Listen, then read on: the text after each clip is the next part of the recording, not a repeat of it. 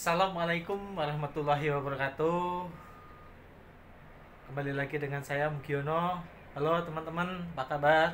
Semoga selalu dalam keadaan sehat walafiat, selalu dalam lindungan Allah Subhanahu wa taala.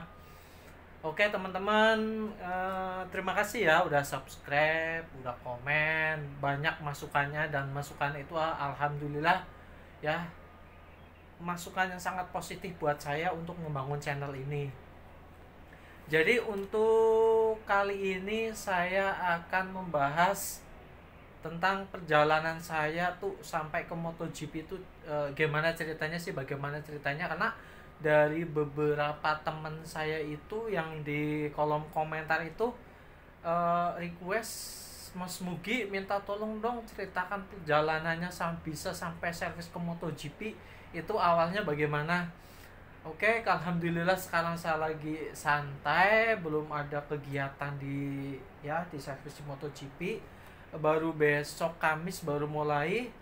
Jadi hari ini saya sempatkan ya untuk uh, permintaan atau request dari teman-teman bahwa minta tolong dong ceritakan pengalamannya dari uh, awal itu kok bisa sampai ke MotoGP itu. Oke, akan saya ceritakan, tapi sebelum saya ceritakan, boleh dong lihat pemandangan di luar ya. Itu bagus banget pemandangannya. Oke.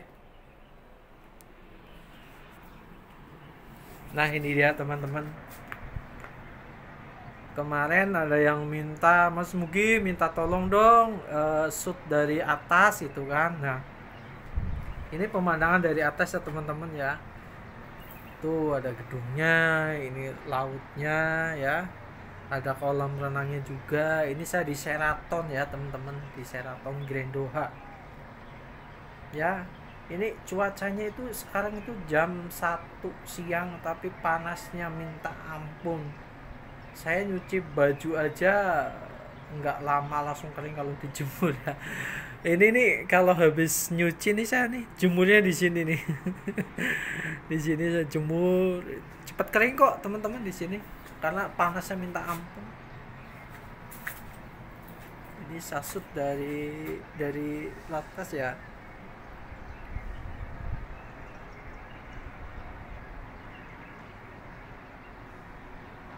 Ini ada lapangan voli ini lapangan buat voli.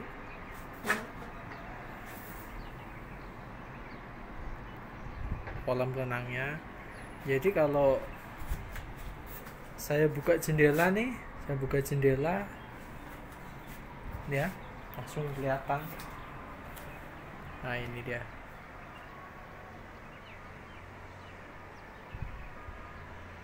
Bagus banget ya, teman-teman. Ini nikmat Tuhan, mana lagi yang saya dustakan ini. Benar-benar bagus.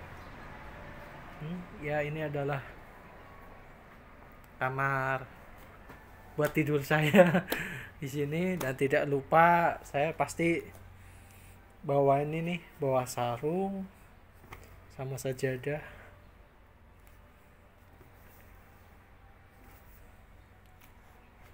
untuk sholat. Nih tempat tidurnya. Oke, saya akan mulai cerita ya teman-teman, dari awal saya servis. Mudah-mudahan saya nggak lupa ya.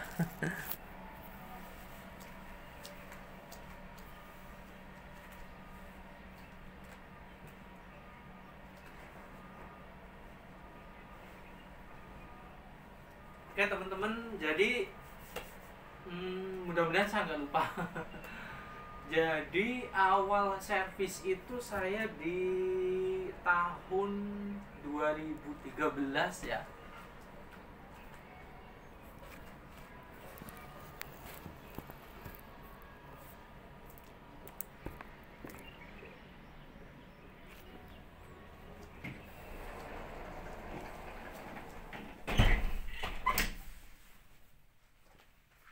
Saya tutup dulu jendelanya, anginnya kencang.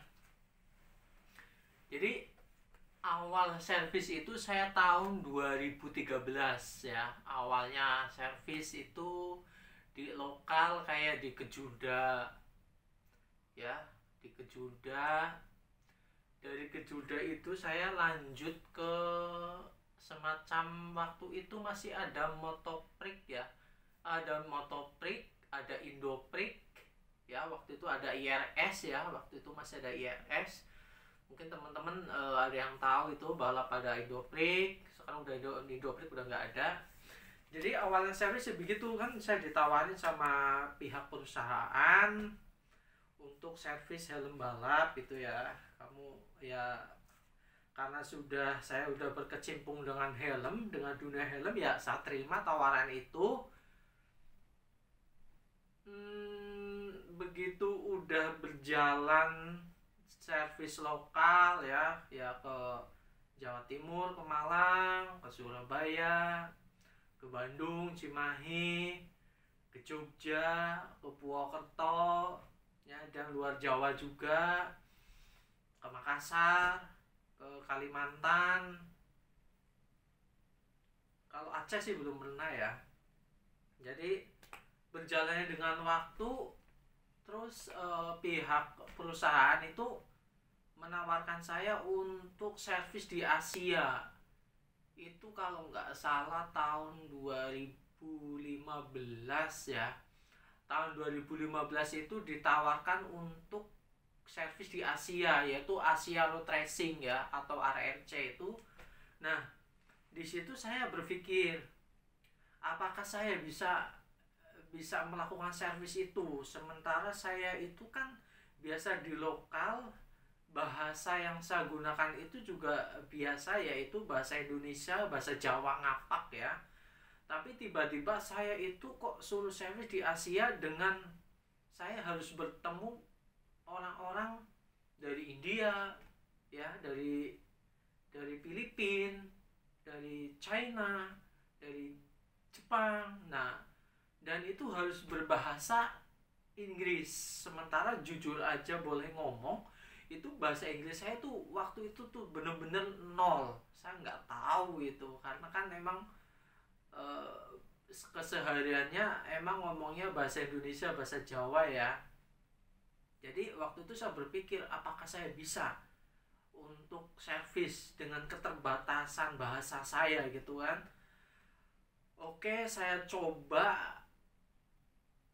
Dengan berjalan, pertama waktu jalan itu saya kalau nggak salah ke Thailand. Waktu itu masih ditemenin sama Pak Pepen, karena saya baru pertama jalan ya kan, saya nggak tahu harus kemana, saya berbahasanya juga saya bingung. Waktu itu saya nggak tahu, saya minta tolong ke pihak perusahaan, saya minta tolong satu orang ditemenin yang bisa berbahasa Inggris.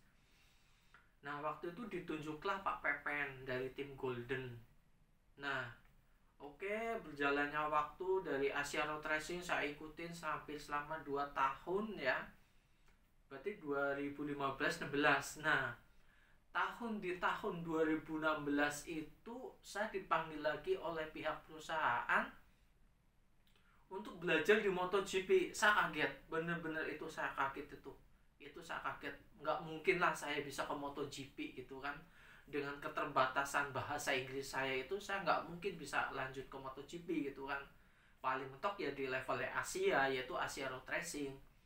Tapi alhamdulillah dari pihak perusahaan itu mempercayakan saya untuk belajar di MotoGP itu di tahun 2016. Waktu itu di MotoGP Sepang ya. Waktu itu di MotoGP Sepang saya belajar di tempatnya, waktu itu di tempatnya Creso ya. Dia sebelum saya itu ada Creso, itu orang Itali yang servis KT dan Suomi helmet.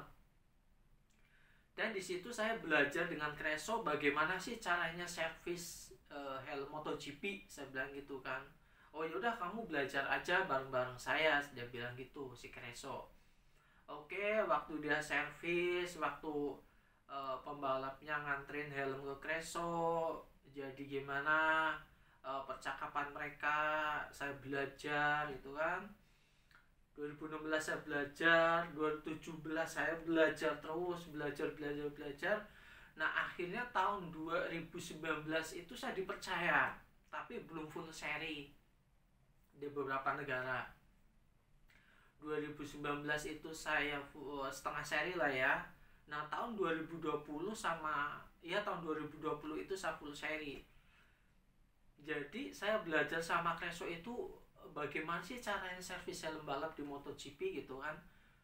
Tapi nggak jauh beda sih sama di yang saya terapkan di Asia Road Racing itu, di ARRC itu. Ya mereka juga pakai pin lock, mereka pakai tear off, helmnya juga dicek, kacanya juga dicek, baret apa enggak gitu kan, perlu diganti atau tidak gitu.